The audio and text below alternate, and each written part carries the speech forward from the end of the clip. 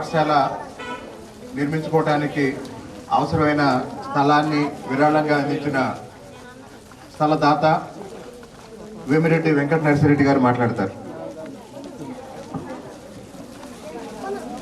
సభని అలంకరించినటువంటి పెద్దలు, ఎమ్మెల్యే గారు, గ్రామ పెద్దలు, ముఖ్య ప్రముఖులు, విద్యార్థులు, తల్లిదండ్రులు అందరికీ నమస్కారాలు. 1980 టైంలో మేము చదువుతున్న క్రమంలో గానుగపాడులో కేవలం 5వ తరగతి వరకు మాత్రమే ఉన్నది. ఇక్కడ నుంచి హై స్కూల్కి వెళ్ళాలంటే అప్పుడు ముష్టిగుంట కానీ లేదా గంపలగూడెం కానీ పోవాలి. ఆ వెళుతున్న క్రమంలో ఉన్నటువంటి 3 ఏళ్ళు దాటి వెళ్ళడానికి తల్లిదండ్రులు భయపడిపోయి చాలామందిని 5వ తరగతితోనే వాళ్ళ విద్యను ఆపడం జరిగినది. అందుకే ఆ 1980స్లో ఉన్నత విద్య చదివినటువంటి వ్యక్తులు గానుగపాడులో చాలా తక్కువ మంది. 1980కి ముందు బాల్య వివాహాలు కూడా చాలా ఎక్కువగా ఉన్నాయి. మేము ఆ రోజులో అనుకున్నాం మన ఊళ్ళో ఉంటే ఎంత బాగా ఉంటుందని.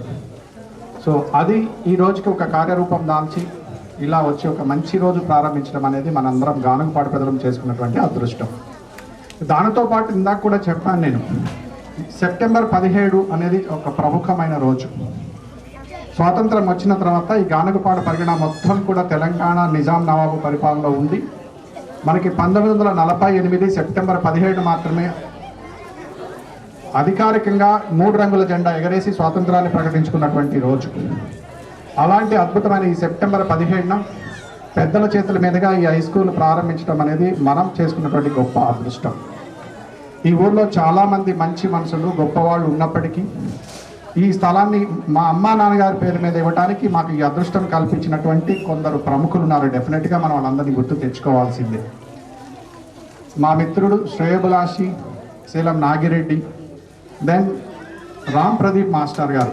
సార్ ఎక్కడున్నా మంచి మనసుతో నిండు నూరేళ్ళు ఉండాలని సభాముఖంగా కోరుకుంటున్నాను. ఐడియాలు చాలామందికి ఉంటాయి, చేయాలనే ఆలోచన కూడా ఉంటుంది, కానీ దానికి సంకల్పం కల్పించి ప్రారంభించి దాని ఒక కార్యరూపం దాల్చాలి అంటే కొంతమంది గొప్ప వ్యక్తుల మనసు కావాల్సి. అలాంటి మన రామ్ ప్రదీప్ మాస్టర్.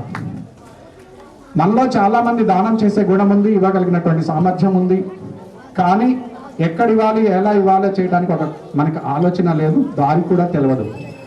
అలాంటి మాకు ఒక ఆలోచన కల్పించి భావి తరాలకి గానుగపాడులో చుట్టుపక్కల ప్రాంతాల విద్యార్థులకు కూడా ఒక మంచి భవిష్యత్తు ఉంటుంది సార్, ఒక మంచి పని చేద్దాం అని చెప్పి మా ముందుకు తీసుకొచ్చినప్పుడు మా అమ్మ నాన్నగారు కూడా ఆ రోజు మేము మా పిల్లలకి లేక ఇబ్బంది పడ్డాం, భవిష్యత్ తరాలకి మంచి జరుగుతుందంటే మేము చాలా ముందుంటామని చెప్తే మా అన్నదమ్ములు, మా చెల్లి, మేము అందరం కూడా రామ్ ప్రదీప్ మాస్టర్ చెప్పిన మాటని అంగీకరించి వాళ్ళు ఎలా చెప్తే అలా వెళ్ళాం. ఈరోజు ఈ స్టేజ్ మీద మేమున్నా పెద్దలు వచ్చి కార్యక్రమాన్ని చేస్తున్నారంటే ఎవరు ఒప్పుకున్నా ఒప్పుకోకపోయినా దీన్ని వెనుకున్నటువంటి మూలకర్త, ఫౌండేషన్ రామ్ ప్రదీప్ మాస్టర్.